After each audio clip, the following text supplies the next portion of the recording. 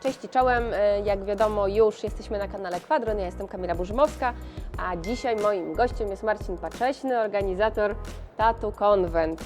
No i mamy dzisiaj takie super miejsce, bo z tyłu za nami dzieją się cuda, bo mamy piątek przed konwentem. Budowa konwentu się dzieje. Dzisiaj budujemy cały dzień konwent, zajmuje nam to cały dzień. Zwykle dla tych ciekawych od 8 do 22. Roboty. Bardzo dużo pracy. Bardzo dużo pracy. Bardzo dużo ludzi dla jest niektórych, zaangażowanych. Tak, dla niektórych bardzo dużo pracy. To oznacza, dla mnie nie.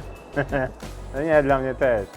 Dla Ciebie też oczywiście, ale wiadomo, masz całą ekipę, wiesz, ludzi, która ogarnia tak naprawdę wszystko No, mam najlepszą od A do ekipę. Z. No Myślę, właśnie, jak duże znaczenie odgrywa tak naprawdę ekipa? No myślę, że taka ekipa profesjonalna i zżyta ze sobą, która zna siebie, zna swoje obowiązki, jest lojalna I wie, jak ze sobą pracować. dokładnie, to myślę klucz do sukcesu, jeżeli chce się organizować jakikolwiek event, więc jeżeli ktoś chciałby organizować eventy, to myślę, że to ma bardzo duże znaczenie, żeby móc na sobie polegać, żeby móc polegać na takich głupotach, jak że ktoś będzie o 16, to będzie o 16, Jasne. a nie tam o 18 na przykład, Tak, nie? albo o 17:30, Tak. kiedy już jest po ptakach. No właśnie. Jasne, że tak. I że to ma bardzo duże znaczenie, szczególnie jeżeli na przykład idzie o występy sceniczne.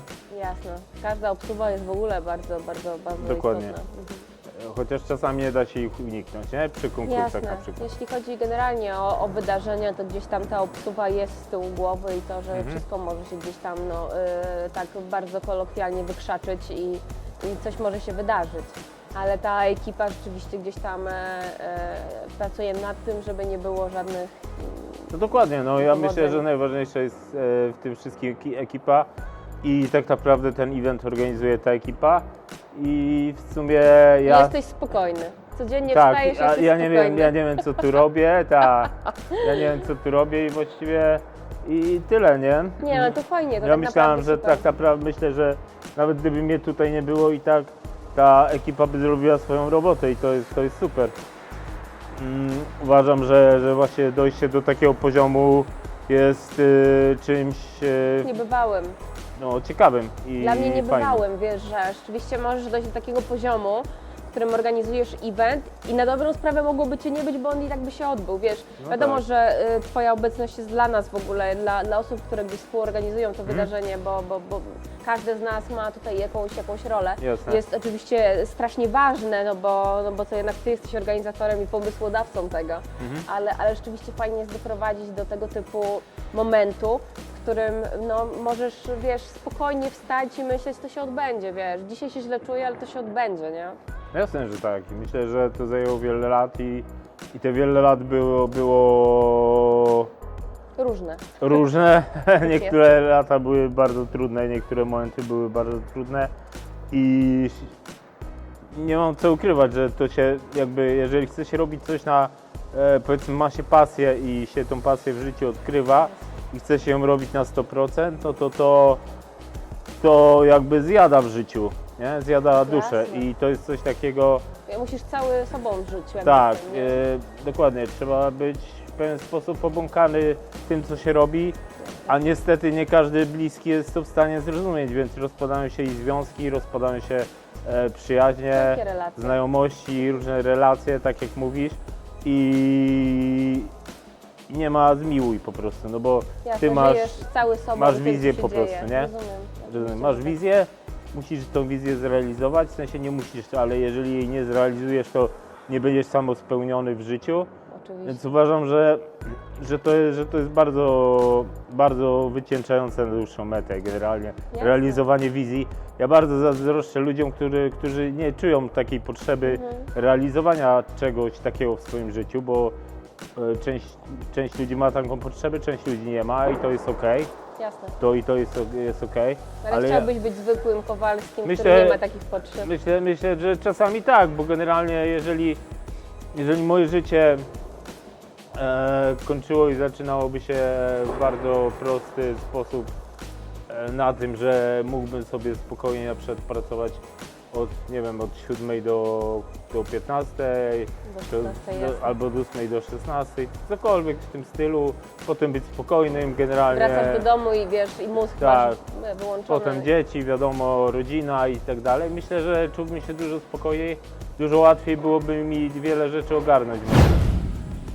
Chociaż nie wiem, czy mogę tak o sobie mówić, że mam poczucie wizji, no ale po prostu jakieś... Ja myślę, że masz, bo wiesz, no, tworzyć konwent tatuażu No chciałem zawsze na taką stworzyć coś skalę. dużego, wiesz. Na początku ja nie myślałem, żeby stworzyć coś dużego, tylko żeby cokolwiek stworzyć i żeby stworzyć festiwal. Bo nie było festiwalu w Gdańsku, dobra, mówię do kumpla, zróbmy Co, festiwal. pierwszy był w Gdańsku? Tak, mieliśmy 500 zł, był w Stoczni Gdańskiej, starczyło nam na plakat, całą resztę zrobiliśmy z zadatków Za boksy? Tak, za boksy, tych tam 30 wystawców czy coś takiego Fajnie. i generalnie A były atrakcje? były jakieś tam, ja w ogóle tego nie pamiętam. Nie to było- pamiętasz? A szkoda. Znaczy wiesz co, no to były takie, za które wiadomo, ktoś zrobi za przysługę, za darmo, znajomy, znajoma. No jak się ma takie małe, wiesz, budżety Tak. i tak naprawdę łata się tym, co ktoś Nie no, zapłaci. myśmy nie mieli pierwszego dnia programu, nie, imprezy, więc to dużo tłumaczy, to dużo mówi. I ja się sam dziwię czasami, że po tej pierwszej edycji w Gdańsku w 2009 roku się tak konwentu, rozrosło. że to się rozrosło i że to przetrwało, że ludziom mimo tylu, Jezu, tam było tyle wpadek, że to aż ciężko wymienić, nie? Tam był konferencjer, bo to nie był Dominik Mądrachowski jeszcze, tylko tam był konferencjer, Boże, ja nawet zapomniałem jego Który imienia. się nie znał na rzeczy. Znaczy on generalnie powtarzał w kółko tam brawo, gratulacje, nie? I myśmy Rozumiem. chodzili i się próbowali chować i generalnie to było takie, nawet nie było śmieszne, tylko tragiczne dla nas. Albo zrobiliśmy Po koncerty. czasie śmieszne. Tak, teraz tak. Albo zrobiliśmy koncerty w hali, w której właściwie akustyka była tak do dupy, że jak się wchodziło, to słyszało się tylko łomot i nie dało się odróżnić kawałka.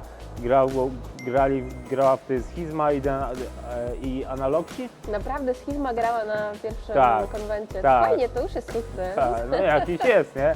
Bo wcześniej robiliśmy tam ze 3 małe koncerty. No ale przyszło około 2000 ludzi, tam plus minus, nie? 1500, 2000 i jakoś tak, nie wiem, zaskoczyło to. Ludziom się tak, dużo jak na taką imprezę, w sensie widocznie trafiliśmy w jakąś niszę. Ja się śmieję, że to jest taki biznes za 500 zł, nie?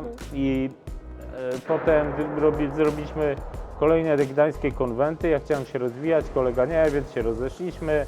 Jasne. Były różne kolejne zmiany, potem dochodził Wrocław, Katowice, Poznań.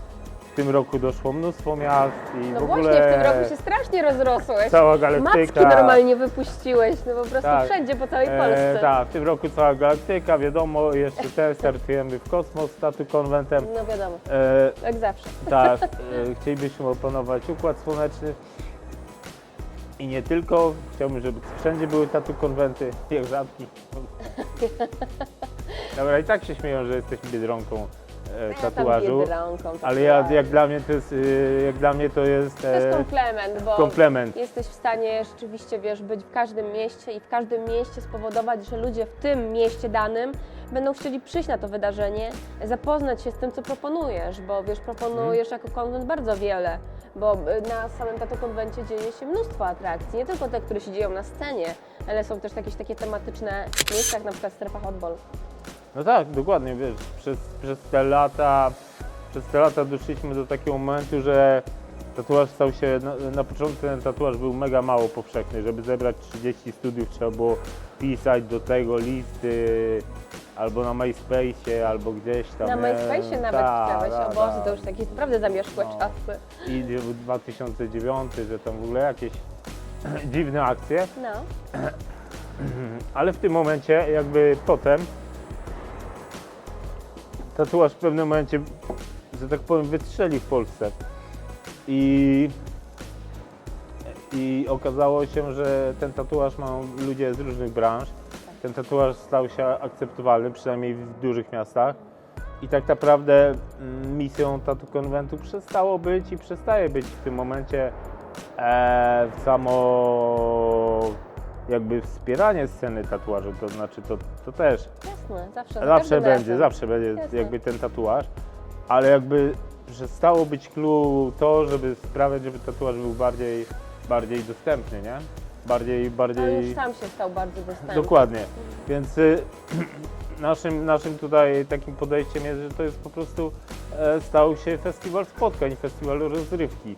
O to chodzi, nie? Że to jest rozrywka i w tym jakby pod tym kątem staramy się zmieniać festiwal, że ma on być centrum rozrywki, w którym dzieją się różne rzeczy rozmaite, czy na scenie głównej, gdzie wystąpią na przykład Mystical Tribes, dzięki Twojej zasłudze oczywiście, jak zawsze.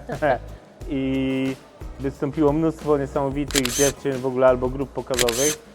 I tak samo odbywają się konkursy na najlepsze tatuaże, ale jest też mnóstwo stref, czy takich rzeczy na tej edycji na przykład, które zupełnie gdzieś odchodzą od tatuażu, znaczy trzymają się Ale są tatuażu. rozrywką. Dokładnie, ale stają się częścią rozrywką lub wspieramy tylko te takie ważne sprawy jak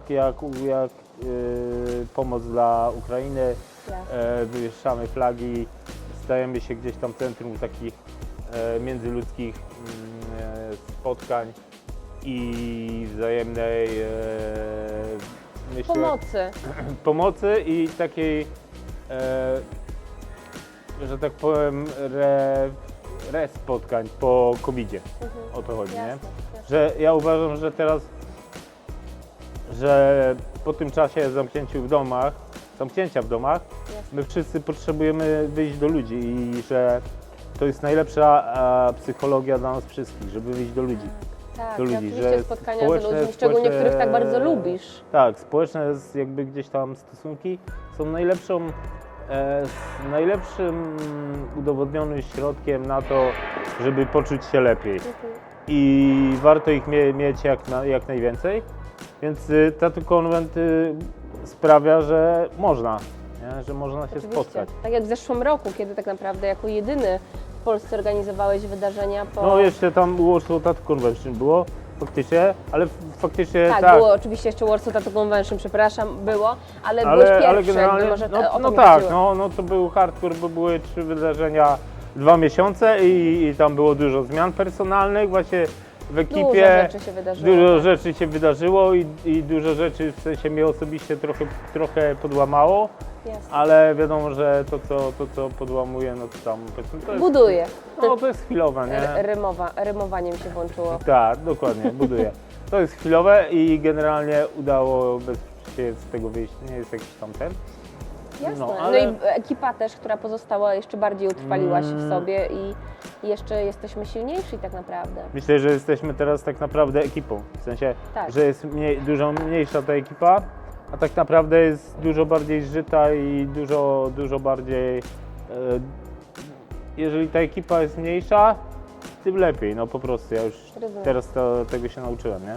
I że im mniej ludzi, tym lepiej. No, to... Takich stałych, tak powiem, osób, które po prostu z konwentu na konwent zawsze będą. To jest tak jak w życiu, będą. nie? Nie masz wielu przyjaciół. Jak ktoś mówi, że ma wielu przyjaciół, prawdopodobnie kłamie, bo to niemożliwe, bo takich najbliższych osób ma się kilka, nie? I to jest zdrowe, nie? I to nie ma co się przejmować. Bardzo wielu ludzi w ogóle nie ma żadnych bliskich osób, to jest jakby gdzieś tam już...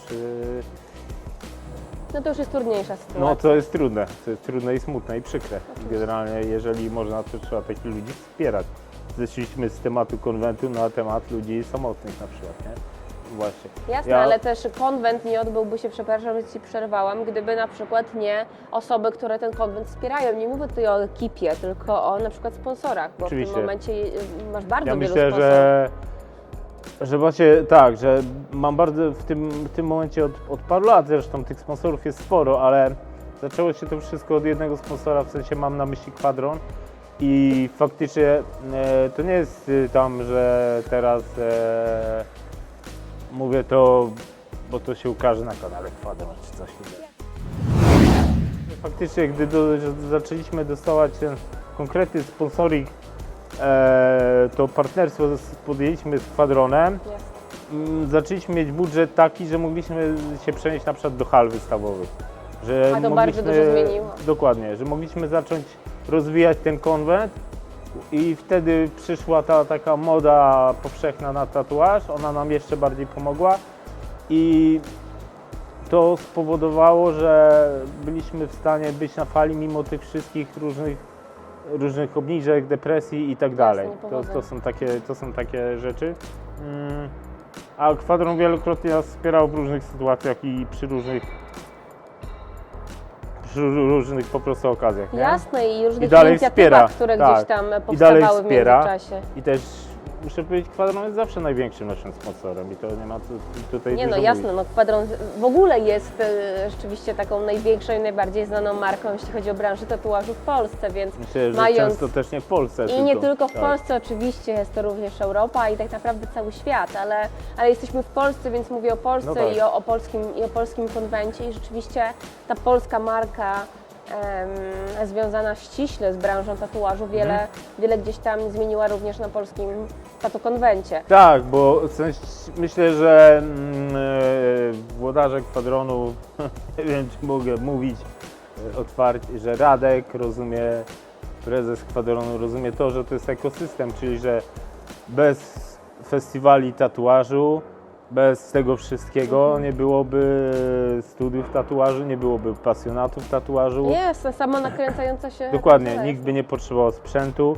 Wszystko się to nakręca razem i to jest jakby działający ekosystem, który nieco zaburzył COVID, ale to wszystko Ale gdzieś... wróciliście, to wszyscy wszystko wraca do wróciliśmy normy. na tory Tak. właściwe. I właśnie o to chodzi. Więc myślę, to jest bardzo ciekawy przykład czegoś, bo ja to bardzo szanuję, jeżeli ktoś z firmy rozumie, że coś jest nie tylko powiedzmy wykładaniem pieniędzy, tylko że to jest wspieranie ekosystemu. Mówiąc o tym ekosystemie, to tak brzmi bardzo poważnie, ale tak naprawdę rozchodzi się o to, że mówimy tutaj w ogóle branży tatuażu, branża to też jest bardzo poważne słowo, ale o takiej rodzinie, że jesteście w stanie obopólnie wspierać tak naprawdę wielką jedną rodzinę, społeczeństwo osób wytatuowanych. To jest piękne.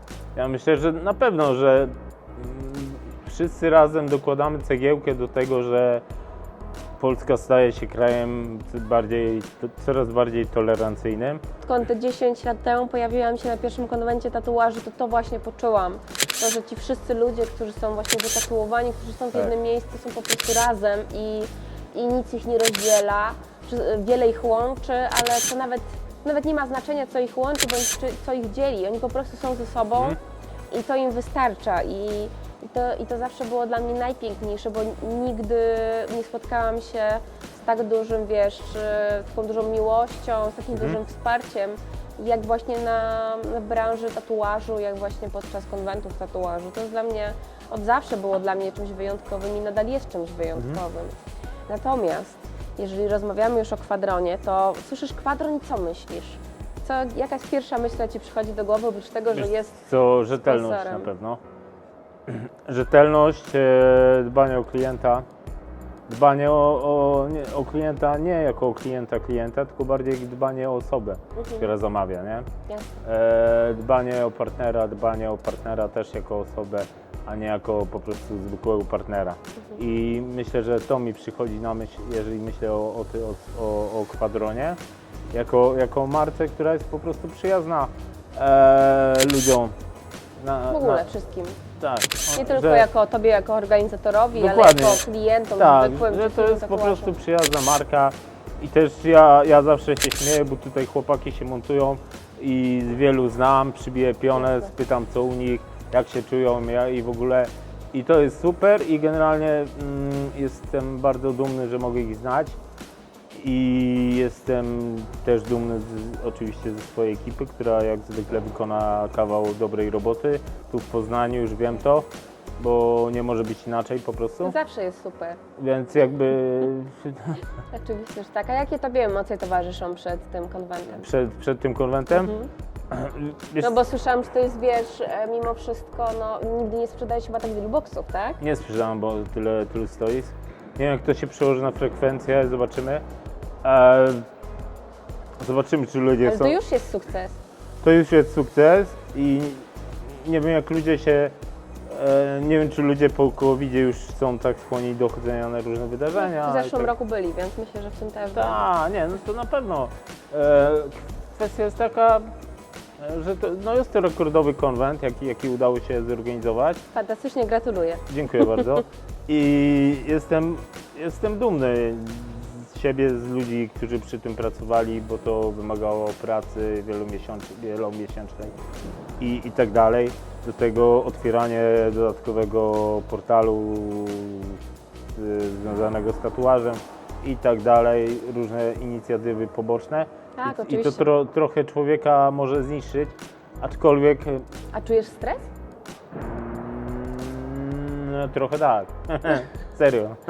No wiadomo. Nie wiem, która to moja edycja. Prawie podchodzi pod 40, podejrzewam. Ale dalej stres jest. Ale dalej mam jakiś stresik, szczególnie z rana, bo ja się zawsze boję, że zapomniałem o kimś i ktoś nie będzie miał boksu na przykład, nie? No ale wiadomo, to jest wiele mój- rzeczy może się wydarzyć Tak, bo to jest w organizacji mój takie- tak dużego wydarzenia. Tak, to jest w ogóle moje takie...